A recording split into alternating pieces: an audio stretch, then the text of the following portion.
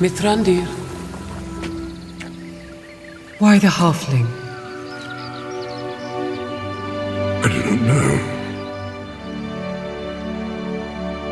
Saruman believes that it is only a great power that can hold evil in check. But that is not what I have found. I found it is the small things, everyday deeds of ordinary folk that keeps the darkness at bay. Simple acts of kindness and love. Why Bilbo Baggins? Perhaps it is because I'm afraid. It gives me courage. Welcome to the Grey Havens Hour, where we look not only at the victories in Middle-earth, but the stumbles that shape them. Today we turn to someone many see as all-knowing, but even Gandalf, the Grey Pilgrim, didn't always get it right. This is the wisdom of failure, and why Tolkien's greatest guide didn't need to be perfect to lead.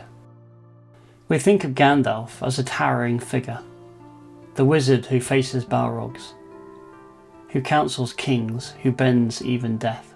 But behind the fire and wisdom is something more human, a figure who gets things wrong often. And Tolkien meant it that way, because in Middle-earth, greatness isn't perfection, it's what you do after you fall short. Let's begin with trust. Gandalf trusted Saruman too much. He believed the head of his order would resist the temptation of power. He was wrong. By the time he discovered Saruman's betrayal, it's almost too late. The White Wizard had already turned to Sauron's side, built an army, started the March of War. It's one of Gandalf's greatest mistakes, and he owns it, but he doesn't let it break him. Next, timing. Gandalf delays entering the Shire.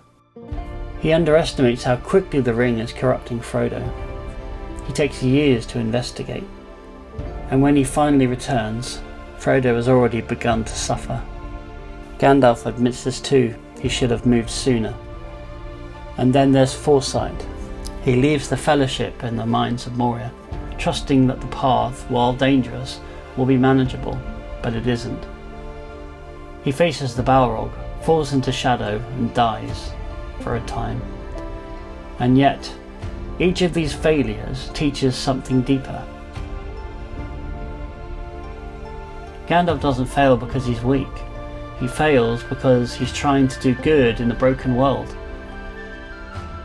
A world full of other wills, dangers and uncertainties.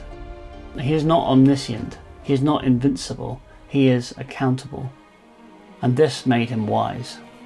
In the Silmarillion, the Valar chose Gandalf for Middle-earth, not because he is the most powerful, but because he fears his own power. He understands restraint, and he learns from every misstep. That's what makes him the guide. Not answers, but presence. Not certainty, but courage, despite uncertainty. When Frodo offers him the ring, Gandalf trembles.